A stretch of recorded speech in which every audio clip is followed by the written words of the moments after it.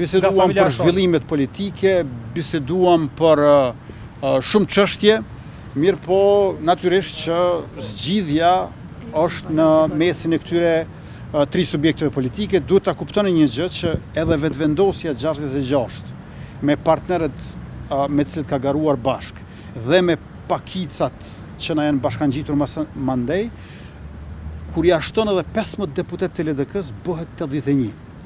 Pra me mzi. Edhe 81-shi nënkupton që bash asnjë deputet, as i vetëvendosjes, as i LDK-s, as i pakicave nuk bën të dështoj. Ose, e thënë më saktë, mund të dështoj 1 po jo 2. Prandaj edhe vetëvendosja me LDK-n nuk është një formulë e sigurt që ne ta tejkalojmë këtë çështje dhe të mos detyrohemi të shkojmë sërish në zgjedhje. Keni parafrim më shumë të gjatë bisedimeve dhe jo me Nuk mund të them që kam parafrim më shumë me njërin ose tjetrin, por vetëm e bëra aritmetikën e numrave, që është një fakt objektiv midis nesh që duhet trajtuar me seriozitet maksimal në mënyrë që në prill të mos kemi zgjedhje sërish.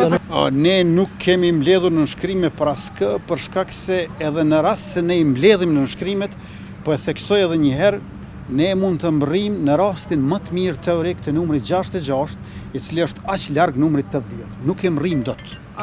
Prandaj kot ne mund të nxjerrim kandidat.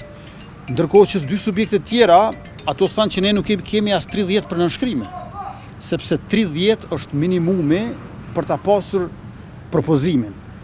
Kurse ne këtë mund ta bëjmë kollaj. Ne në fakt mund t'i bëjmë edhe 2 kandidat. Mirë po 66 që shumë larg numrit 80.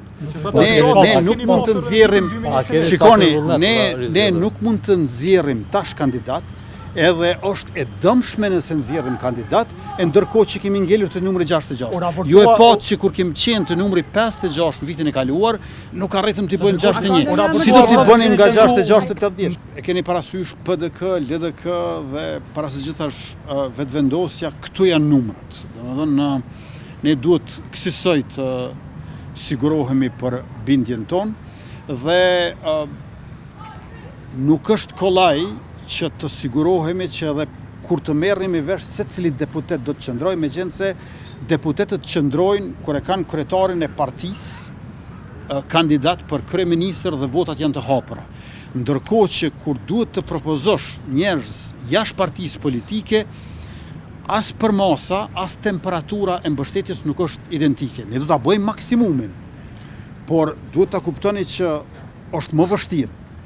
Pra, nuk bëhet fjalë që tash duhet t'i them unë vetëvendosjes që kryetari juaj do bëhet president, se nuk do bëhet president. Pra, duhet shkojmë për një emër tjetër.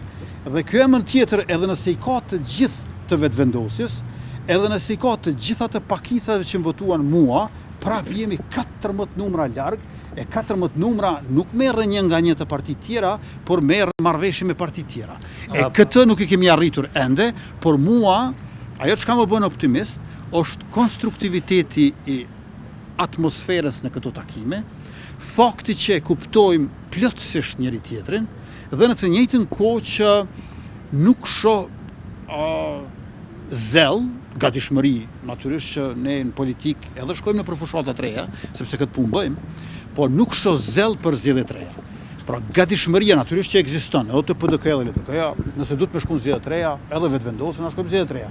Por zell për zgjedhje të reja nuk shoh, dhe kjo është gjithashtu një e përbashkët që e kemi dhe këto elemente më bëjnë optimist që në këto ditët e pakta të mbetura do të mund të zgjidhen.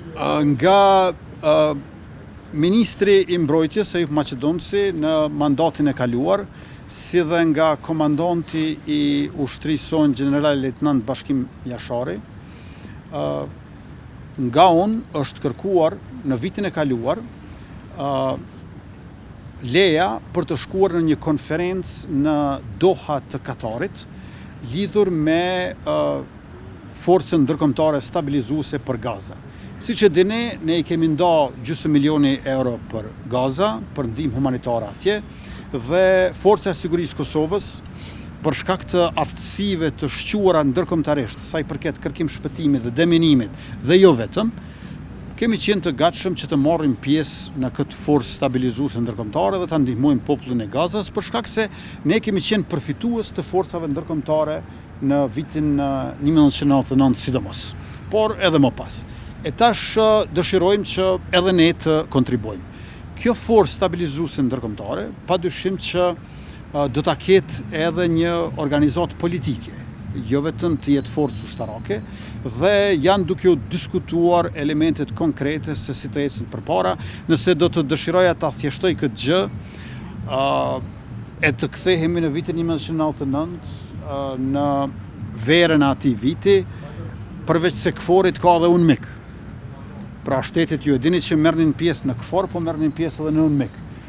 Ka një lloj ngjajshmërie edhe tash për Gaza, edhe ai KFOR-i për Gaza që është kjo forca stabilizuese ndërkombëtare do ta ketë një lloj organizate ndërkombëtare politike ku nëse dërgon ushtar, ti dëshiron që të jesh pjesëmarrës edhe në vendimarrjen politike.